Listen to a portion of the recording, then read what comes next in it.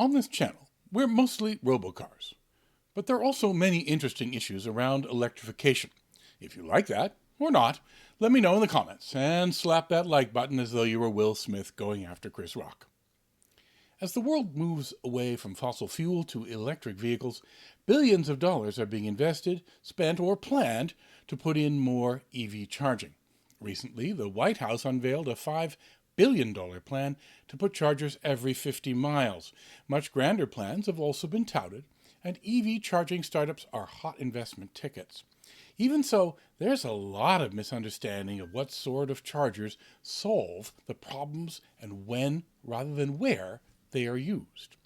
In this video, I'm going to explain what many people, especially governments and those who have not owned electric cars, don't understand about charging. Much of this planning continues gasoline thinking, which is imagining that EVs are similar to gasoline cars, that you drive around for a while, then fill up when you see that the tank is low. Gasoline drivers are afraid of electric cars because they heard that they take longer to charge, and they don't easily get away from this gasoline thinking.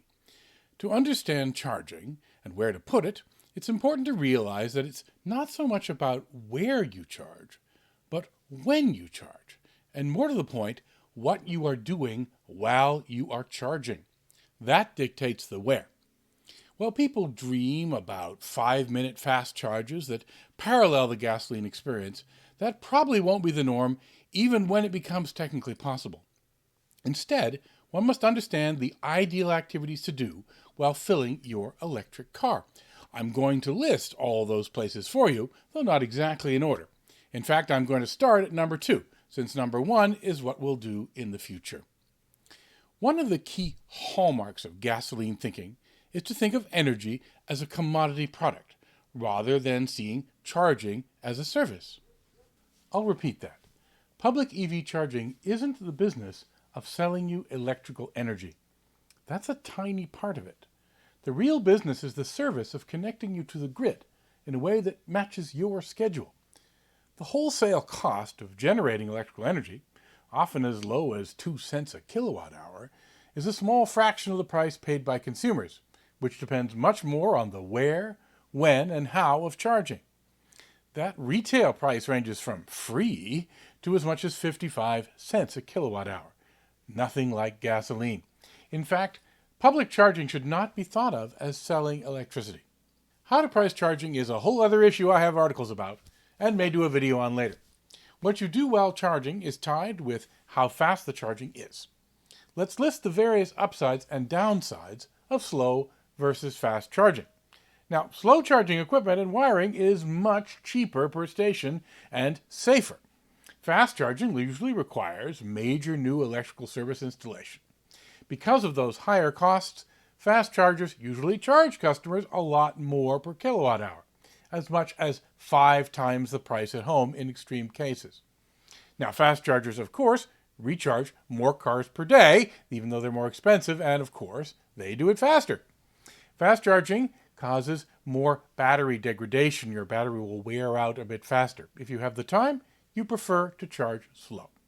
Now, all cars can use the J1772 slow charging standard plug. Fast charging tends to be either Tesla or CCS in the USA, or more rarely, Xiaomi. Most Teslas will soon take CCS with a low-cost adapter. Really slow charging, called level 1 at 1.5 kilowatts or even 3 kilowatts, actually meets the needs of the vast bulk of drivers if at home or work, and it's a lot cheaper to put in. Now, the upshot is that fast charging is primarily for road trips, special high-use weeks, and as a temporary stopgap for people who can't charge any other way. Now, the number 2 best time to charge is when you sleep.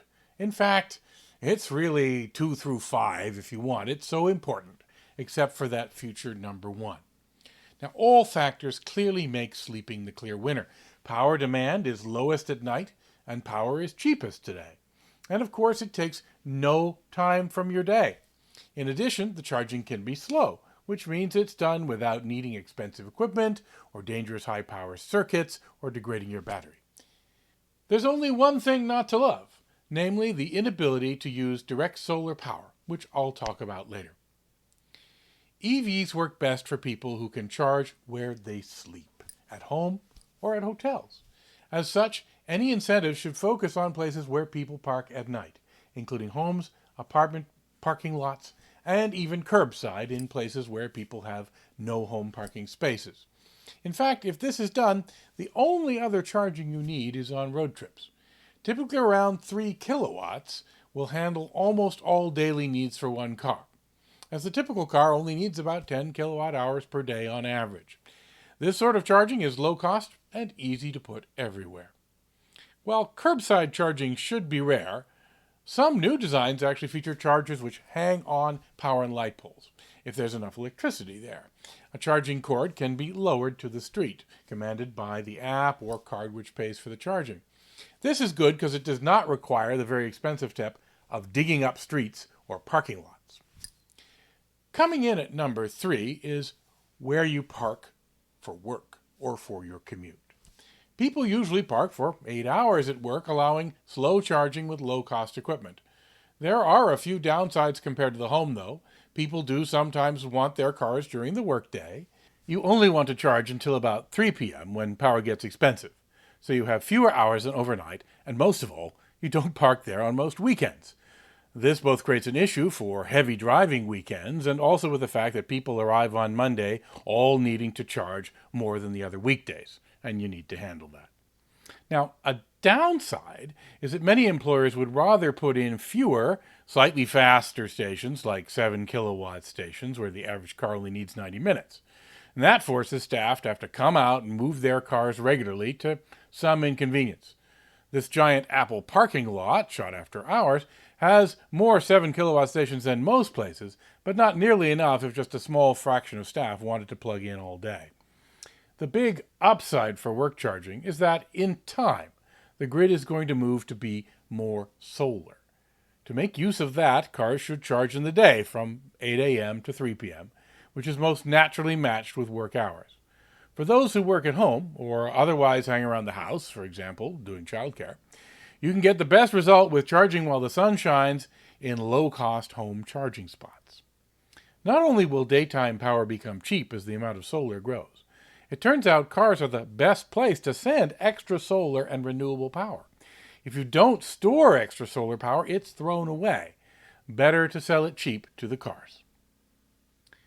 It's actually likely that we can put in slow charging for most people at home or work. We don't have that yet, so there's interest in other places. For that, you can need fast charging, 50 kilowatts or higher. This can mean either charging sessions of 15 minutes for those who charge almost daily, or 30 to 60 minutes for people who charge twice or once a week. As such, you want places that people go very frequently for short stops of those durations, and grocery shopping is the obvious match, as almost everybody does it and does it frequently, putting it at number 4. Here's an EVgo charger at a grocery store, for example. Any type of shopping or service visits will do, of course, but most are not done as regularly as groceries. When it comes to charging, you actually want the charging rate to closely match the amount of time needed for the errand. If the fast charging turns out to be too fast, and the chargers are in short supply, which they are because they're expensive, that means that you force people to cut short their shopping trips and errands and come out in the middle of them to move their car, which is highly inconvenient. The right answer might be a mix of expensive, very fast stations, used by those stopping for just a short time, and medium speed for those needing a longer stop. Meals are a great time to charge, putting them at number 5, and in fact are the major time for road trip charging today. The problem is that this is limited to mealtimes, because road trip charging is not optional and almost everybody eats out on road trips as well. Lunch is the obvious time, particularly when people are charging at hotels where they sleep. Here's a conception of a Taco Bell, for example, with several fast chargers that is planned. Most road trippers don't want to travel more than around 500 miles in a day, so an overnight charge combined with a late lunch charge works well to allow charging to take 0 time out of your road trip day. The problem, of course, is that everybody wants to charge at roughly the same time for meals. It's very expensive to build charging infrastructure that is used just at lunch. Road trip meals tend to range from fast food, around 25 minutes, to sit down, from 40 to 60 minutes. Most sit-down meals take longer than a typical fast charge, so you actually prefer slower charging. It's very annoying to have to get up in the middle of your meal to move a car. Dinner is a different story. It's very convenient, but electricity can cost 2 to 3 times as much at dinner than at lunch or overnight. It's better to eat at any restaurant you wish, not charging, and then be able to charge while sleeping at your hotel. Indeed, right now, one of the problems with dining while charging is that many chargers are located only with mediocre dining choices, chain fast food. But the appeal of charging while dining is so great that they will get used. Aside from locating charging with better restaurants, there are other options like having eating spaces at the chargers, small rooms with tables, and having food delivered, or getting takeout on the way to the charger. Dinner restaurants might consider having solar panels and batteries to get their power for lunch and dinner without paying those grid peak prices at dinner time. Coming in at number 6 is late entertainment, such as bars, nightclubs, and some movies. Power prices drop a bit around 9 p.m., and it's not often until midnight that they get to be their best. When you buy power, it affects the price a lot due to demand, and in particular, demand on the transmission lines. But many people find themselves in such locations for a long enough period, though if they are drinking, they will need to wait for self-driving before they can charge at a bar. At number 10 are short breaks, things like bathroom stops, grabbing a coffee. Now, that's okay for people who do this 3 or more times a week and who can't charge at home or work, but short charges are no good for road trippers who need full charges, or city dwellers who want to charge only once a week but can't do it at home. At least for the next decade, we will have a number of people who can't get a charging space at home or work, but that number should dwindle. Now, Volvo recently announced a tiny partnership to put chargers at 15 Starbucks. Now, that could be 15 Starbucks all in the same corner, not sure. You can't fully charge in the time it takes to get a coffee, but if you do this at least every other day, it could be a reasonable plan. Again, people prefer coffee in the morning or early afternoon over coffee at night. See the text version of this video, which is found in the description, for some extra on the needs of fleet cars, which are very different from personal cars. Now, in last place is waiting around while you charge. With gasoline, the norm is to simply wait while the car is filling up, usually holding the nozzle. At some stations, you can go into shop and use the toilet, but that's usually not done while you're pumping, since it only takes about 4 minutes to pump. We don't mind a lot. Waiting for 10 minutes to an hour is an entirely different story. While many companies are touting that they will someday have a 10% to 80% charge in a very short time, or that they'll have it in maybe the more distant future, that short time is usually in the 10-minute range. Charging in 5 to 10 minutes might be doable, but it's always going to require expensive, super high wattage equipment. It's probably not going to be good on batteries, so even if you can do it, you will probably only do it if you really need it, like on a hard pushing road trip where you haven't got time for more than a pit stop. It's unlikely to be the norm. A practiced EV driver tries to never have to wait while charging. If they do that, then charging takes 0 time out of their day. They spend less time charging than they spend, or they used to spend, going to the gas station. That's why only gasoline thinkers worry about charging taking too much time. They think they're going to wait all the time. There is one modern alternative to waiting, though.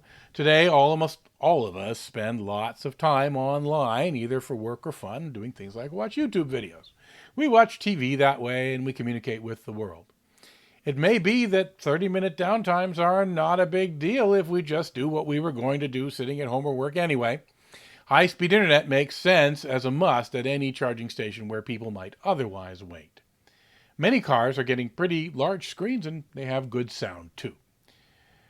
That's if we have the discipline to accept that we watch Netflix while charging so we don't watch more Netflix when we get home.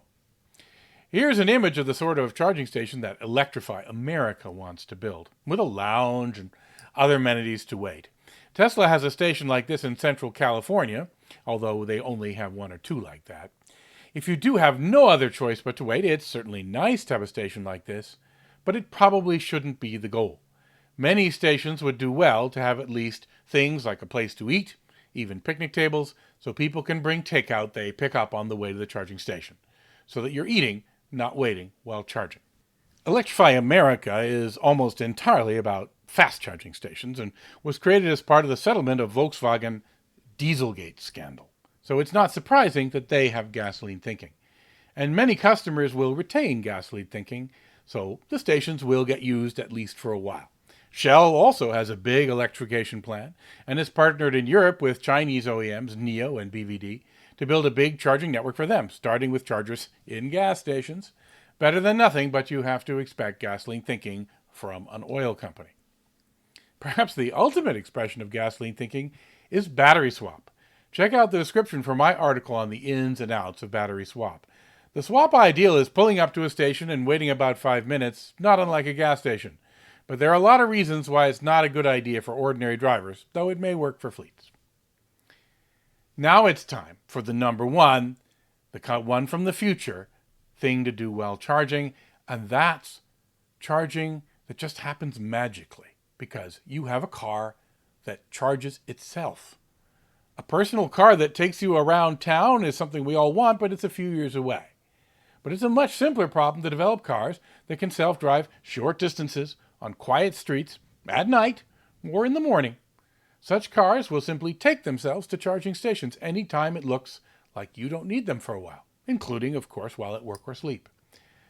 That's something vastly better than any other car, a car that's simply always full, and you aren't even aware of how it does it. That is coming. It may come fairly soon, making most of the plans for complex charging infrastructure obsolete before they are fully built. To happen, this requires a primitive, low-speed, short-distance self-drivability and the presence of charging hubs within a few miles of places people park. It requires large charging hubs, either with human plug jockey service, adding a cost per charge, or some future robotic self-plugging connector, or better still, a plug on the back of the car that allows the car to do the robotics. Office parking lots with daytime charging for employees might be ideal for this, or locations near power substations. These things are, of course, in the future, but not that far in the future. Of course, if you use an electric taxi, robo-taxi, or Uber style, you never worry about charging it. That's the driver's problem for now, and for you, that's like the magic charging of the future. Once you can understand when and why you charge, then you can understand where charging needs to go. The government subsidized the installation of almost 100,000 level 2 chargers at locations that hardly anybody uses, and we don't want that mistake again. See the article in the description for more on the plan to put chargers every 50 miles, which is more about making people feel they can take EVs everywhere than about the chargers being popular. I also say more about the coming solar flip, when morning solar power gets so plentiful that you want to do a lot of work to charge cars mostly between 8 a.m. and 2 p.m. Now, when it comes to planning charging, as we rush to provide charging to meet the growing demand for electric cars, we want to make sure that we do it right. Outside the home, the cost of EV charging is more about the service than the electrical energy. If we put in a lot of charging infrastructure to serve people who can't charge at home or work, it may become underused in time. If most cars by 2030 can drive themselves to charging, then charging at the store might be a waste unless it's the kind that robots can use at night. Road trips will need fast charging, but we want to put it where we eat or shop or take a work break on a road trip. The biggest legal challenges needed aren't money. Instead, rules are needed to get charging put into apartment parking lots and office parking. And rules should change to make it easier to put charging in homes. The market will respond with products to meet the demand and use the new rules. Electrical codes should be updated to support and encourage smart charging devices that watch other current in the house to prevent overloads, allowing most houses to install charging without increasing their electrical service. And we need to get ready for that solar flip, when the office becomes the primary charging location for many car commuters. Once you free yourself from the thinking that you've learned about with gasoline cars, you can both understand that done properly, charging an EV takes less time from your day than filling with gasoline, removing one of the few ways that people find EVs inferior to gasoline cars. And we need to give up our desire for gasoline cars if we want to stop changing our atmosphere and funding men like Vladimir Putin. Thanks for watching. Like all YouTube videos, I must now remind you to subscribe if you like it. That's the modern way of saying stay tuned for more. I'm Brad Templeton.